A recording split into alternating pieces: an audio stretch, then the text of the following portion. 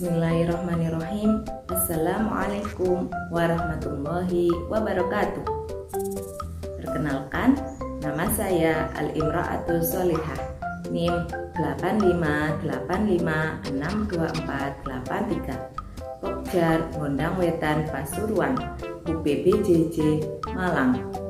Video pembelajaran kali ini saya akan membahas tentang penyebab dan dampak munculnya anak berkebutuhan khusus.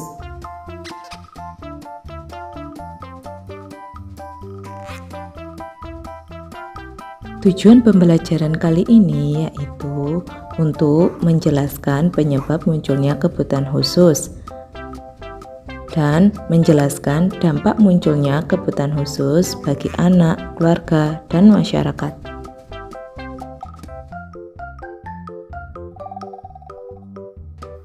Apa sih anak ABK itu? Anda tahu tidak ABK itu apa? ABK itu adalah anak berkebutuhan khusus atau anak yang mempunyai kelainan dan anak tersebut memerlukan perhatian khusus. Banyak sekali macam-macamnya kelainan anak berkebutuhan khusus seperti tunanetra, tunagrahita, tunawicara, kesulitan belajar, tunadaksa, dan lain sebagainya. Selanjutnya, kita akan membahas tentang penyebab munculnya anak berkebutuhan khusus. Kebutuhan khusus muncul karena peserta didik memiliki kelainan yang mengakibatkan anak tersebut memerlukan bantuan khusus, baik dalam pembelajaran maupun dalam sehari-harinya. Para ahli sudah lama menemukan penyebab terjadinya kelainan yang dialami oleh anak ABK atau anak berkebutuhan khusus. Tetapi sampai saat ini banyak sekali yang belum dapat dipastikan apa yang menjadi penyebab kelainan tertentu.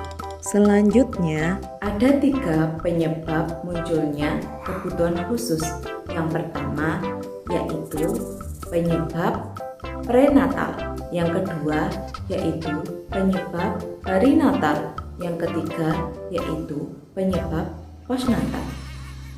Penyebab prenatal yaitu penyebab yang beraksi sebelum kelahiran. Artinya, pada waktu janin masih berada dalam kandungan, mungkin sang ibu terserang virus, misalnya virus rubella, mengalami trauma, atau salah minum obat. Yang semuanya ini berakibat bagi munculnya kelainan pada bayi. Penyebab perinatal yaitu penyebab yang munculnya pada saat atau waktu proses kelahiran, seperti terjadinya benturan atau infeksi ketika lahiran, proses kelahiran dengan penyedotan atau divakum, pemberian oksigen yang terlampau lama bagi anak yang lahir prematur. Penyebab postnatal yaitu penyebab yang muncul setelah kelahiran, misalnya kecelakaan, jatuh, atau kena penyakit tertentu.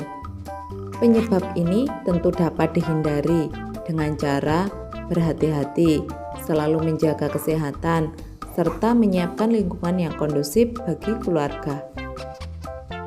Keteledoran dalam hal kecil akan berakibat fatal bagi bayi, dan kemudian muncullah kelainan pada bayi tersebut. Dampak kelainan dipengaruhi oleh beberapa faktor.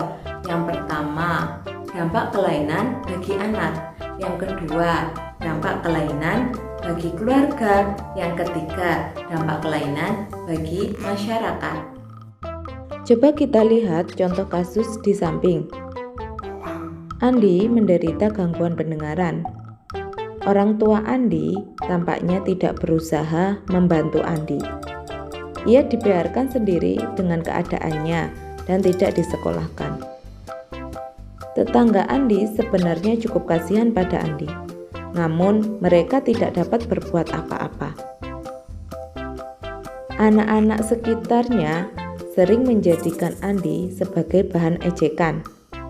Dia dipanggil dengan berbagai julukan yang tidak mengenakan. Contoh kasus kedua. Tika sejak lahir menderita tunanetra. Meskipun orang tuanya sangat terpukul akan kelahiran anak yang tunanetra, namun mereka menerima kehadiran Tika dengan penuh kasih sayang. Tika disekolahkan di SLBA sejak usia 6 tahun. Saudara-saudara Tika sangat senang pada Tika. Tetangga Tika juga menerima kehadiran Tika, sebagaimana anak-anak lainnya. Bahkan mereka sering membantu Tika jika mendapatkan kesulitan untuk mencari sesuatu. Tika tumbuh menjadi anak yang cerdas, penuh percaya diri. Ia dapat mengurus dirinya sendiri tanpa banyak tergantung dari orang lain. Dari kedua kasus tersebut, dampak kelainannya sangat bervariasi bagi anak, keluarga atau orang tua maupun masyarakat. Mari simak penjelasannya tentang dampak kelainan bagi anak, keluarga, dan masyarakat. Yang pertama, dampak kelainan bagi anak. Kelainan yang terjadi pada anak akan membawa dampak tersendiri. Jenis dan tingkatan kelainan akan menentukan dampaknya bagi anak. Kelainan yang di atas normal yaitu anak yang mempunyai kemampuan bakat luar biasa atau yang disebut anak berbakat. Barangkali akan mempunyai dampak sangat positif terhadap anak-anak tersebut.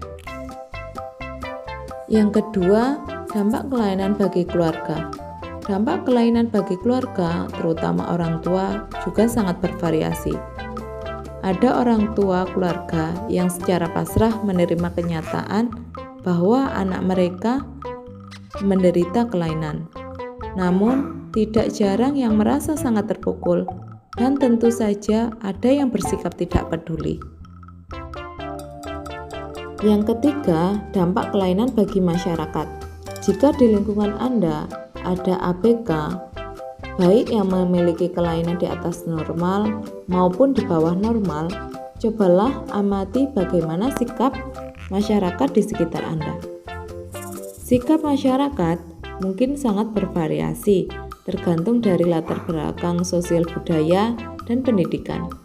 Ada masyarakat yang bersimpati, bahkan ikut membantu menyediakan berbagai fasilitas.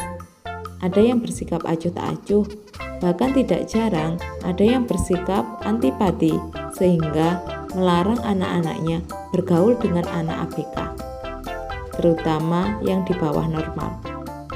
Tidak jarang pula keberadaan ABK di satu daerah dianggap sebagai hukuman.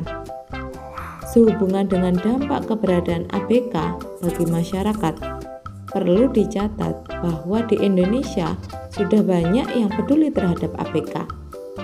Ini dibuktikan dengan berdirinya sekolah luar biasa yang diprakarsai oleh masyarakat itu sendiri.